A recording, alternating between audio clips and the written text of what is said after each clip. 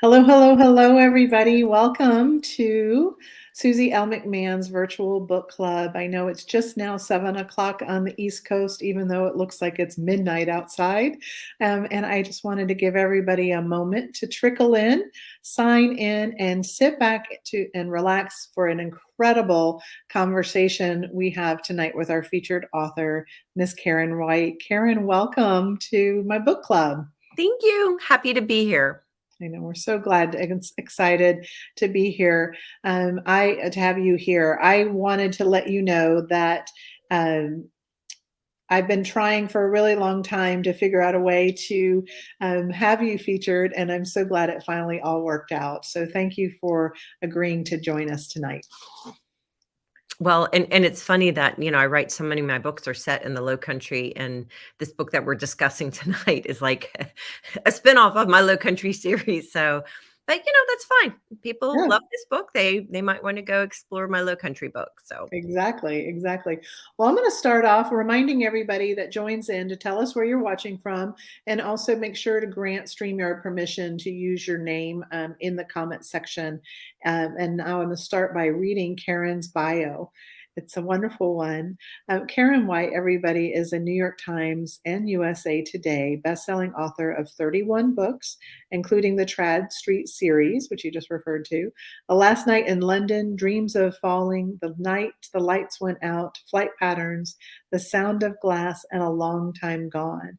She is the co-author of The Lost Summers of Newport, All the Ways We Say Goodbye, The Glass Ocean, and The Forgotten Room, with New York Times bestselling authors Beatrice Williams and Lauren Willig. She grew up in London, but now lives with her husband near Atlanta, Georgia. Welcome, Karen. thank you, Susie. So glad to be here. Thank you. So, can you start a little bit for those that are new to your books and your series, and give us a little bit of a backstory about the Trad series or your first, and then how this book, The Shop on Royal Street, was a spinoff from your original Trad Street series? Sure. So, my career started writing Southern women's fiction. They weren't mysteries. Well, there was always an element of mystery, an element of history, element of romance, but they've always been really women-centered books, always, focused on a female protagonist who, at the beginning of the book, is in a hole that either she has dug for herself or circumstances has dug for her. And throughout the book, she has to figure out that she has what it takes to pull herself out of that and to succeed and survive. I always throw humor in there. My books are emotional reads. If you're not crying and laughing, because I cry and laugh while writing them, then I haven't done my job. But always set in the South. It's my family's, both my parents are born and raised in Mississippi. And even though I kind of lived all over the world because of my dad's job, my coming home was always, visiting my relatives in the Mississippi Delta. So that is how I, relate to the Southern stories. And also sisters. My mother was one of 6 children, 5 girls and 1 boy. She was the eldest. So I love the sister relationships. I love the Southern setting. So when I started writing, there were always either, because I have 3 brothers, so my characters always were only children or only had sisters. They say you write what you know, but I disagree. I think writers write the lives they wish they had. And my characters were either, Southern by birth or Southern by circumstance. And and I loved, I was growing my audience, I was doing well. And then one day, taking a shower, a character like hit me over the head unsuspectingly. I knew that she was OCD. I knew she was a realtor. I knew she specialized in historic houses in a small Southern town. But she hates old houses because she sees dead people, and old houses always have ghosts who have a problem that needs to be solved so they can rest in peace. And she is a beacon to them, and they always search her out, and she reluctantly has to help them. So Again, I don't know where this came from. I mean, I've always been interested in ghost stories. My dad used to, before bed would read us ghost stories. I don't know why. I thought he loved us. But I've just been fascinated by it. And and then I thought, well, my gosh, a great southern city. Of course, that would be New Orleans. I went to Tulane. I knew New Orleans really, really well, having lived there for 4 years. Two of my dearest friends, who are still two of my dearest friends, were born and raised there, and kind of showed me the inside track to New Orleans. So it is such a unique and vibrant city. And when I thought about, like I wanted to write a series, and I thought this would be a great series. Why not having a ghosting realtor who specializes in old houses and in the historic city of New Orleans? It's full of ghosts, and I could make a series out of it. That would be really fun. And so when I started writing that first book, which was going to be called The House on Britannia, that was 2005, and we all know what happened in August of 2005. Unfortunately, Katrina had a catastrophic visit to the city, and I knew that the story that I had planned, there was no room for something as big as Katrina. Katrina could not be backstory or a side story. Katrina had to be the main focus. And I eventually I would write The Beach Trees, which is set in pre-Camille, which was another Category 5 on the Gulf Coast in 1969 or 68, and post Katrina, Biloxi, and New Orleans. So I wrote that book, and that was sort of my homage to surviving storms in your life, both the physical and the mental and spiritual storms in our lives. And I'm so proud of that book. It's one of my biggest sellers. People always, discover me through that book. I'm very proud of it. But that, made the storms front and center. But I knew this series in 2005. I still wanted to write the series, but I knew I had to find another fabulous, historic southern city with plenty of history, beautiful architecture, and of course, lots of ghosts. And that's how I ended up doing Charleston. So I have a 7-book series set in Charleston. The first is The House on Trad Street, and the final book, the Attic on Queen Street, came out. When did it come out? A year ago, November of 2021. And it did, considering it was the 7th and final book in a series, it hit the New York Times list. It was a surprise to me, and I'm sure my editor and my publisher were like, "What?" Because that usually doesn't happen. But it has been a very successful series, and I think it's because it's still women's fiction. It still centers around the neurotic OCD character of Melanie Middleton, the realtor, who, when we first meet her in the first book, she is on the outside, she's got it all together, but inside she is a quivering bowl of jello. And I think a lot of women, including myself, recognize a lot of themselves in her, because I love to pretend that I know everything I can. And inside I'm like, oh my gosh, I know nothing. I'm this silly little third grader still, that is afraid to, walk into a dark room. And I love this series because Melanie, she takes, 3 steps back, 3 steps forward, 2 steps back throughout the entire, but she's learning and growing. Every time she falls, she gets up. And I love characters like that. I think that's why Girl on a Train was so successful, because the main character is such a mess, but every time she falls, she gets up and she tries again. Right. And there's so many other, that is the kind of characters that I can get behind. And I think a lot of women are like that. So even though we have these mysteries, and of course we have Jack Trenum, who is the irritating but very good looking true crime writer who sort of helps her solve these mysteries. And they have this, very quirky relationship. But it's something I think we can all relate to. And I think that's why the series was so successful. But by the 7th book, I knew that, Melanie was getting older. Jack was getting, they wanted me to leave them alone so they could live their happily ever after. But I wasn't ready to say goodbye to all of the characters. And through it, there is a secondary character, Nola Trenum, Jack's daughter from a previous relationship. And of course, Melanie's stepdaughter, who she loves, as if she were her own. They have a beautiful relationship. And that was like one of the big surprises of writing that series, was to have Nola, pop up in, book 3, I think it was, and then to have this wonderful relationship with her and Melanie. So by the end of the Trad Street series, Nola is she's 17, she's a senior in high school and looking to go to college at Tulane. And that's the last time we see her. And then I decided we need to do a spinoff and we need to center it on Nola. And it's going to be set finally full circle or coming back to New Orleans. And that's how the shop on Royal Street came about, and how Nola is now 26 years old in that book. And she is the star of the show with a whole new set of characters and a reappearance of some favorite ones. So That is fantastic. I absolutely love the fact that obviously, where real life circumstances required you to spin and pivot a little bit, mhm. and how it's just continued to grow. And now you have this next spin-off series. And yes, I'm one of those that will go back and read the Trad Street series after starting Right. with the Shop And you on don't Royal have Street. to. I have made Yeah, it so that you can start with this series and just go on. But you have the second book in the series doesn't come out until May 9th. So you have time to go back and read exactly.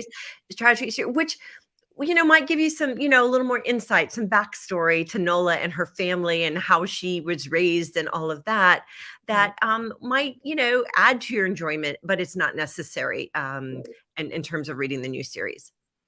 Well, thank you so much. As we chatted before we came on live, I grew up in Atlanta, Georgia myself, first grade through college. And what I absolutely love when I'm reading from writers from the South is when I feel like I could have lived that exact conversation, or that, seen that wonderful landscape, or experienced that ghost tour in different cities like Charleston and New Mhm. Orleans.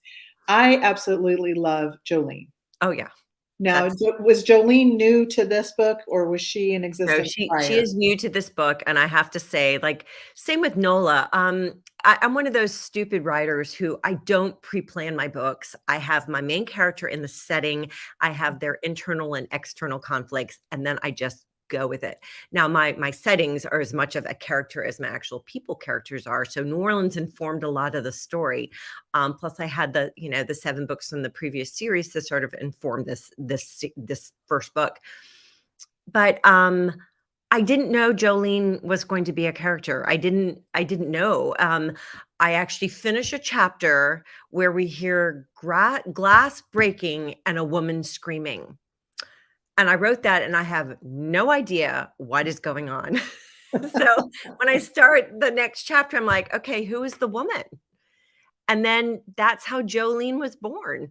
Um, I love her. She is the most fun character I've ever created. Mhm. Her sayings are just To die really the for. balm for my soul. I mean, she's wonderful, and I think because she's from Southern Mississippi, where, like, all of my cousins were going to and I'm going to one of my cousins' weddings in Biloxi, Mississippi, this Saturday, and they will all be there, and, it will be a hoot because they all talk like that. They all talk like that, and, it was just such a joy to sort of, like, steal from the other things from them and give to Jolene because she is priceless, and she's the best friend we all wish we had.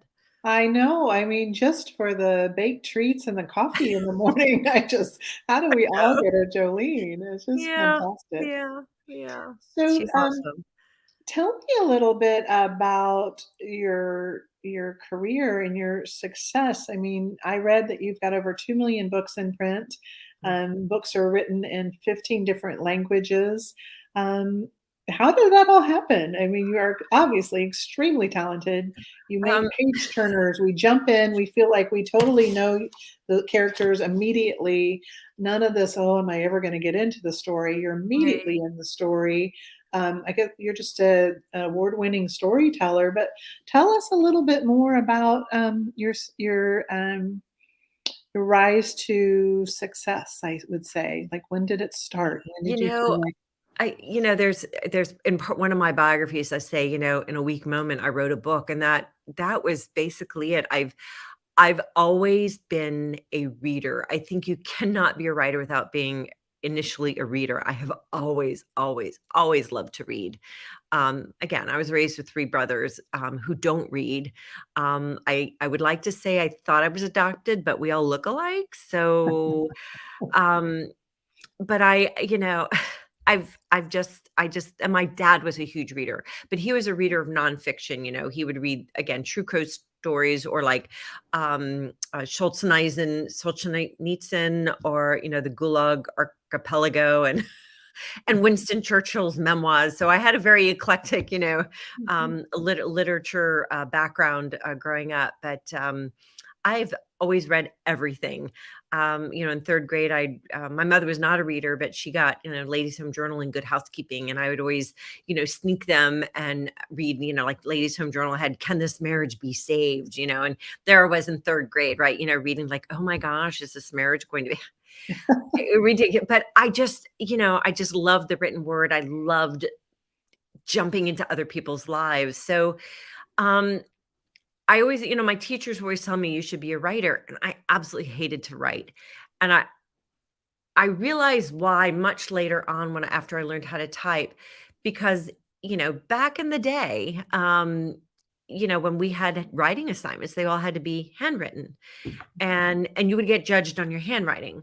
Right. But my stories would be like on chapter 3 when I was still on the third word, and I would just get frustrated because I'd start writing really, really fast. I wouldn't forget any of this cool stuff that I wanted to put in the book or my story, and it would just be a mess. I'd forget it, and then I just found writing the most frustrating thing ever, especially when I would turn in a writing assignment. And my teacher, I would get a plus in content and an F in handwriting. So, it was very discouraging. So it was like, ugh, no, who would ever want to write a book? That is the most miserable existence anybody could ever want. And I pretty much, believed that until I was a stay-at-home mom. I had 2 wonderful children who were wonderful sleepers. And that's when I started getting back into writing. Because when your kids are babies and all of that, it's no matter how avid a reader you are, there will be points in your life where you just cannot stay awake long enough to read a book. I would still have stacks and stacks of books because I'd still accumulate them. I just had no time to read. And one Christmas, my sister-in-law gave me Diana Gabaldon's Outlander series. Oh, love it. And at that point, there was only 4 or 5 of them. Mhm. And I was like, "Oh, there's no way I'm gonna be able to stay awake." And my kids at this point, they were like 1 and 3. And there was no way because they're this thick. Mhm. They're very long. And I thought, "There's no way." And actually, yeah, because no, my son was younger than 1 because I remember nursing him and, like, I always joke that, they both have divots in their foreheads from me resting you know, the spine on their heads, but no, but yeah, I mean, and I would take him to the park because these books I could not put down. Right. Mhm. I'd put them in my kids in the swings, and I'd be pushing them while reading, the books like this, and like 6 hours later, they'd be like, "Mommy, we're cold, it's raining, it's dark, we're hungry, can we go home now?" I'm like, "Just one more page." But it had been so long since I'd had that sort of immersion into a book, and I just, and I read them the 5, and then I read them again because the 6th one hadn't come out yet. Um, and I remember my teacher saying, "You should be a writer." And I'd still be like, "Ugh," but I couldn't. I had such a book hangover from those books. I couldn't pick up another book to read. Mhm. And I just remember the ghost of my 6th grade teacher, Mrs. Anderson, saying, "You should be a writer." And I literally one day, in just general stupidity, just sat down and started writing the kind of book that I want to read. And that was my first book. It was really, I didn't tell anybody what I was doing. I mean, don't tell my children this, but I've never had any goals. When I first started, I'm just like, I need a book to read. I might as well write one because I can't read one. And I wanted to see if I could write a chapter. And then I had 2 chapters, and then 3 chapters. Then I had a book, and then I entered that book into a contest because Diana Gabaldon, if you won that first round, you would get a written critique by Diana. And I was like, okay, I'm never gonna win, but gosh, what if I got that far? And I ended up winning the so not only did I get, a written critique from Diana Gabaldon, which was amazing, but I also got an offer of representation from the finalist judge, who was a New York literary agent. So that's how I sold my first book. That is Mhm. fantastic. What an I still incredible. think it's a fluke. It wasn't until maybe the 12th book after I'd hit the New York Times a couple of times, and I mentioned that to my husband, like, "This is like the longest fluke." He's like, Karen, Not a maybe fluke. it's not a fluke. Maybe this is what you're supposed to be doing." And I'm like, "Okay, but I do it all wrong because I don't that's why I don't speak to schools, because teachers would just, like, pull their hair out if they heard about the disjointed, disorganized way I write my books. But I write like I'm reading them. I don't wanna Right, know what happens next. I right. want to end a chapter with a woman screaming and not knowing what's going on or who that woman is or what just broke. I don't wanna know. That makes me turn the page like a reader. Exactly, exactly, and that's where your style is fantastic, and one of the things I've been doing this virtual book club since 2020 during the lockdown and have met at least one author a month since then, and you're not doing it wrong, you're doing it your style. I mean, so Yeah, many people would be honored to be able to do it in the form that you do, so I love your storytelling and keep it up. Bring us more and more. Speaking of, I wanted to ask a question real quick about the ghosts, the piece. Do you said your father read you ghost stories, but do you have your own personal interest in spirituality and some of the spirits staying? And I agree with you. Old houses, especially in the low country, oh my goodness, there's always a little palpable energy there if you're sensitive to that. right. And tell me a little bit about where all your mystery piece and the ghosts come from in your life. Well, you know what? I think just from, my earliest memories of my dad reading to me were like, real ghost stories, true ghost stories, and telling me ghost stories from, he was raised very poor. He was born in 1932 in Macomb, Mississippi. I mean, that's during the Depression where he literally remembers going without food, not having shoes, not having clothes. Mm, At 8 years old, this is terrible, but he had to shoot his dog because it mm, was sick, it couldn't eat, and it was suffering, and he wanted to take it to a vet, and they didn't have the money, and his father, my grandfather said, "Here's my gun, go take care of it." mhm, So, he had, just a really brutal childhood, but he was born in a log cabin, outhouse, no electricity. I mean, that's how poor they were, and, but it was an old log cabin that his grandparents had lived in, and he said there was a he that dog would not go into that one room, and every once in a while, there would be a, rocking chair rocking back and forth, and, once in a while, his mother would be outside hanging clothes on the line talking to her mother who had been dead for years, and mm. so I grew up not thinking it was a weird thing, but I also grew up knowing that I never actually wanted to see one because I'm a scaredy cat. But I've always been fascinated by them. And my son, while I have been with him, has had 3 experiences, which I was a part of, but it was his interaction, but I witnessed it, and in one of them, my husband witnessed it, so I know that I'm not going crazy. And actually, and another one that I witnessed, my daughter also saw it. Um, but yeah, he seems to be a conduit, but he doesn't like that, Mhm, and he will not, willingly go to a place where there might mhm. be, hangers on because Yeah, sensitive. yeah. Mhm. Wow, and you integrate it, and what I like about it too, though, is you integrate it in an area where there's intrigue, there's interest, but I'm not scared. It's not gory. Mhm. I No, gory to me is I can't do there's a gory. difference. There's a Mhm, difference between now Stephen King scares me. His books to me are scary, his yeah, movies are not because it's just so much blood and gore, whereas he's such a talented writer, you just feel the fear. right, right, Um, but yeah, I don't enjoy the gory thing, so I try to make the ghosts as human as possible. mhm, Because you have to assume that somebody in the afterlife is gonna be the same as they were in this life. So if they were a nice person, they're gonna be a nice ghost. If they were not a nice person, they're not gonna be a nice ghost. I think that's common sense. You know, if there is such a thing as common sense with the paranormal, but that's how I interpret it. Mhm, mhm. So yeah, but no blood and it's funny because I don't feel scared when I write it. Like when I'm writing sad or funny, I laugh or cry. But when I'm writing, I don't know if what I'm writing is scared.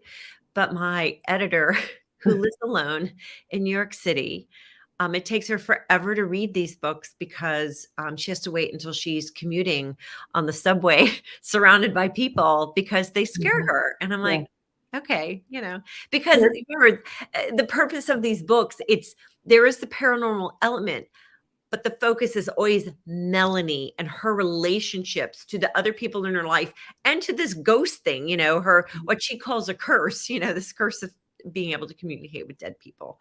Yeah. So, That's yeah. fantastic. Well, I love our conversation. I wanted to squeeze in a couple more things for sure. Tell us about and I don't want to misspell it, but the next up is the house on Britannia Street. Is That's that correct. correct? Mhm, Tell mhm. us when that comes out, and then a segue for the exciting events in New Orleans in May. Yes. So The House on Britannia is book number 2 in the new Royal Street series. Right now, I'm contracted for 4 total books. Hopefully, these will Trad Street was only supposed to be 2 books, and it ended up being 7 because of popular demand. So I'm hoping that this series will be the same. And so far, so good. So The House on Britannia continues with Nola's story. So in the shop on Royal Street, we know that from the first book, Nola is buying a fixer-upper, and that's to put it lightly. It is really it's this close to being a tear down, but she sees potential, so of course she buys it, and of course it has Friends. previous residents who are not ready to move on. So we are continuing with the restaurant, and of course there's her contractors. There is a person from her past who reappears. There are, new characters, but it's still about her trying to. She's had a little bit of a hiccup since we last saw her in the attic on Queen Street. So there's like an 8-9 year difference between those books, and so she's had some stumbles, but she's desperate to reclaim her life in a brand new setting, which is why she's chosen New Orleans. And so we get to see her with her brand new life, restoring this house. And one mystery is solved in the shop on Royal Street, but there's one that's not solved. Yep. And at the end of that, and you think you know what's going to happen next, but you don't really know. And so we explore. We just right from the last page of the shop on Royal Street, we jump right into the house on Britannia. So more ghosts, more mystery, more relationships, more laughs with Jolene. So yes, it's definitely a sequel to the first book. Exciting. I'm always interested. I'm curious to see what her love interests, if it continues on the Mm, tangent that it appears to be or not. But mm, who so knows? who knows? We'll find out. So it comes out in May. Is that correct? So It people. comes out in May 9th, and I'm so excited because I partnered with a Garden District bookstore in New Orleans, and some local tour guides and Tulane Jazz Band, and we have an entire weekend of fun private tours of houses, of historical buildings, ghost tours, cemetery tours, mimosas. A jazz band brunch. I mean, so much going on to celebrate the launch of the second book in the series. Tickets are now on sale, and you can visit my website for that link, or really any of my social media, Instagram, and what's the other one? Facebook. Well, no, Sorry, I'm there's, not. That's okay. and to get tickets. So excited about this. I did this in New Orleans, in Charleston, for the Trad Street series, and they were always immensely popular. We always had a blast, and a signed book, a first edition book, is part of the deal. plus everything else. So it'll be, I promise you, it will be a really, really good time. And I will be there the whole time hanging out with readers. So please join us. I think it'll be a really fun time.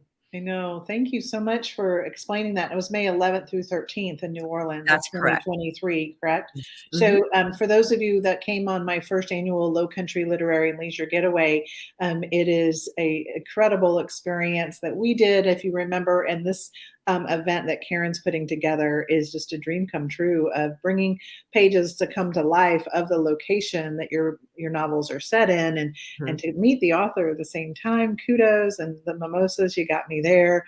Garden tours, fantastic. So as a travel professional, I'd be more than happy to try to help people arrange your travel to get to Karen's event, and maybe get a good group from the Susie L. McMahon Virtual Book Club to travel in May. Wonderful, wonderful time of year to be there too. Not too hot. It is not too hot and Mhm. not too touristy yet. Right. So yeah, I think it's the perfect time, the perfect, but that would be great to have a group. And there's still, I mean, the tickets are selling, so Yeah. don't wait, but Don't hesitate. there would still be room for a group. So definitely, I promise you. And what's really fun, what I've seen with the Charleston weekends that I've done in the past, it's always like, we do have, some men usually affiliated with, their wives or whatever, but it's mostly, girl book clubs, or it's grandmothers, granddaughters, mothers, daughters, cousins, nieces. It is just these wonderful girl groups of they're connected, not necessarily, by blood, but also by their love of books. And I think that is, I mean, those are the best people, right? So we always have a blast, and so many people have met new best friends on these event tours. So yeah, definitely something to check out. Thank you so much. I'll make sure to share the links in our group page, Thank you. both about the upcoming book release or the publication date, and also for that weekend, May 11th through 13th in New Orleans. So to close out with one last simple question, I always ask all the authors, other than your own works, what are you reading right now? What's on your bedside table that you would recommend? So I just finished reading can I get it right? And it just came out. So it's a debut author. And it's called The Minuscule Mansion of Myra. Oh gosh, Yeah, Karen. it's Oh, okay. I it can look it up. the author is Audrey Burgess, Burges. Okay. It is so unique, and if you like Sarah Addison Allen, who I adore her books, this is another magical realism, but it's just so beautifully written and so deep and rich and just a beautiful book. Highly recommend, highly, highly recommend. So, and my editor said, and this was, I was on deadline, and I was planning my daughter's wedding, and my father unexpectedly died. And my editor's like, I hate to even ask, but I really think you would love this book. And Mhm. I was like, "Okay, I'm gonna read the first few pages, and if I doesn't grab me, my editor says, I understand if you can't, put it aside." Mhm. But I read those first 3 pages and I couldn't stop. It is just mesmerizing. So if it could get me through the last few months of Mhm. just total emotional turmoil, Mhm. yeah, I can't recommend it enough. So it's the minuscule mansion of Of Myra Malone. Myra Malone, that's Malone, it. yes. And I'll yeah, type that in the show notes as well for everybody. and the Yes. author is Audrey Burgess, Yes. Burges, yeah. She's adorable. I'm looking at her website. Yeah. So, goodness gracious, it's been an honor to meet you. Thank you so much for Likewise. spending 30 minutes with my virtual book club.